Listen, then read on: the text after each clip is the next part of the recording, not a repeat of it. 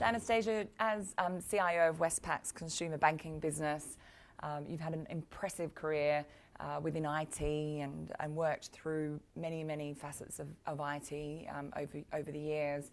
But I'd be really keen, because I've heard you speak and I've looked at some of the activities that you've participated in. You seem to have a keen passion for diversity and inclusion.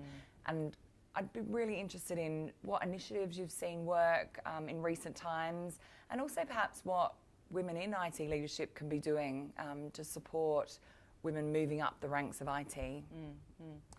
So I think if I look at my experience, I would say that you need to kind of tackle this on many different fronts. So you can think about leadership and certainly working with other women leaders from many different industries, because ultimately in leadership you don't need technical skills, you need leadership skills. Yes. And so many women from many different industries can contribute to that.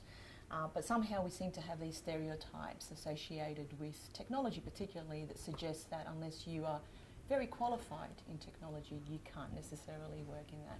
So breaking down that as a barrier is the first thing. But we see that in many age groups. We see that in young girls that are choosing not to study maths. We are seeing that in young women that are choosing not to study computer science. And so we've got to do a lot of work around breaking down stereotypes and myths. And that's primarily one of the reasons why we did partner with Vogue Australia. Yes. Because we wanted to address an audience that we weren't necessarily going to address through science conferences or technology events. We wanted to open up the potential of technology and inspire a younger generation of women to be thinking about how they can contribute to a future that is going to be dominated by technology. And for those of you who don't know about the event, what did you do on the day? So actually this year last year was our inaugural event. We had one event in Barangaroo and then a coding event for kids. Yes.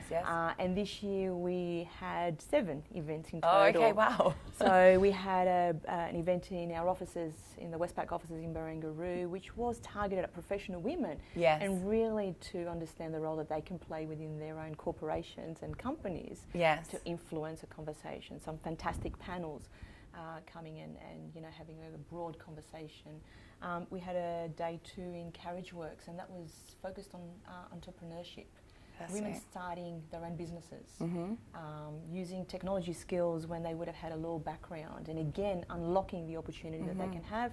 And then events targeted at young women, young girls, girls in studying university degrees that were terribly excited that a brand such as Vogue, which has been a part of a lot of the social agenda topics around the world, was thinking about technology and the role that women can play in it. Yes, no, thank you, that's great. And what about on a day-to-day basis, and I guess a little bit of advice for women that work within IT or leadership or have an impact on the workplace and engaging women more in technology fields? What can they do? There's, I guess, what are your top 2 tips on being a leader within IT and how you can foster?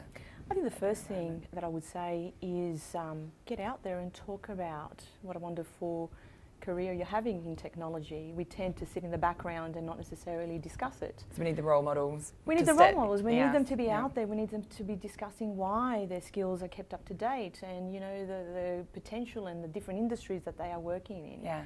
And the second thing is about having a bit of confidence. I think, many young women, as I said, tend to think that they need to have 150% of the qualifications required for a role.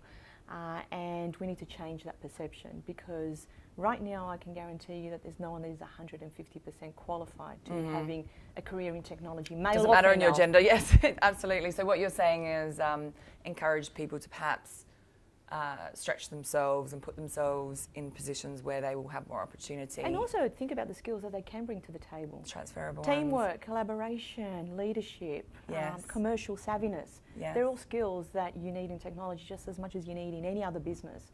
And so they are ready-made for those. And thinking about how they can apply them to different sectors, including technology, would be a strength to us working in technology, but also a great opportunity for them. Yeah. Thank you so much, Anastasia. I've really appreciated that.